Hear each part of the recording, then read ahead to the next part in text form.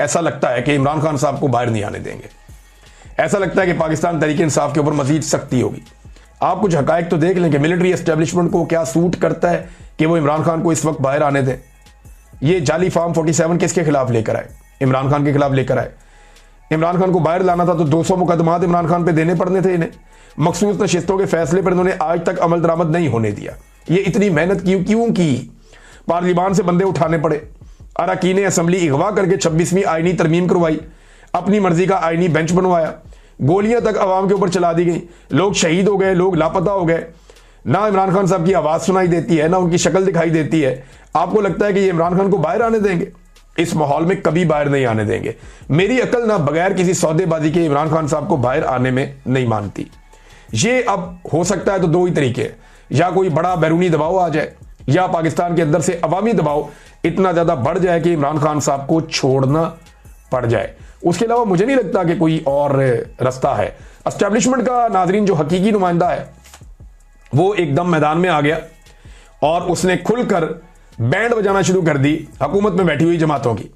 इन establishment को थोड़ा बहुत तो मुझे लगता है वट चढ़ा हुआ है इनके ऊपर भी। अब मियां साहब को गुस्सा पता नहीं किस बात का, बेटी को भी बना दिया, भाई को भी बना दिया, और क्या करें? 17 सीटों से उठाकर आपको हुकूमत दे दी पाकिस्तान में और 2/3 करवा के आपसे आईनी तरमीम भी करवा ली। लेकिन मियां साहब को गुस्सा है कि मेरी मकबूलियत ही बर्बाद कर दी पकड़ के, मेरे पूरे खानदान की सियासत ही बर्बाद कर दी पकड़ के। और एहसास कमतरी इस खानदान में इतना पैदा हो चुका है कि आप पंजाब की किसी लेबोरेटरी से जाके टेस्ट करवाएंगे ना, तो टेस्ट के ऊपर नीचे बीमारियां जहां लिखी होती है ना, उनके नीचे जो है ना वो मरियम नवाज की फोटो लगी हुई होगी। यानी मरियम नवाज का एक फोटो इंपोज है, उसके ऊपर आपकी बीमारियां लिखी हुई होंगी, या लिखा हुआ होगा कि आपका ये वाला टेस्ट ये आया, यूरिन टेस्ट ये आया, ब्लड टेस्ट ये आया, आपका जो है वो सल्फर ये है, आपके अंदर जो है हीमोग्लोबिन का ये है। वो जो टेस्ट जहां जहां पे भी आने ना, वो पूरा का पूरा जो फोटो होती है ना, नीचे मरियम नवाज की शक्ल लगी हुई है। मैं मेडिकल साइंस के बारे में इतना नहीं जानता, लेकिन मैं हैरान हो रहा हूं कि जनाब ये इस कदर सस्ते लोग हैं, इस कदर फारिग लोग हैं जिन्हें इस मुल्क में मुसल्लत किया गया कि जनाब आप जाएंगे सरकारी लेबोरेटरी से टेस्ट करवाएंगे, पहले आपको मलका आलिया की फोटो देखना पड़ेगी। आप देखेंगे कि टिकटॉकर की शक्ल लगी हुई है, उसके ऊपर आपके टेस्ट लिखे हुए, ब्लड में ये है, यूरिन में ये है, शुगर में ये है, फलां में ये, या और भी टेस्ट हो सकते हैं, लेकिन जो भी है वो ये है।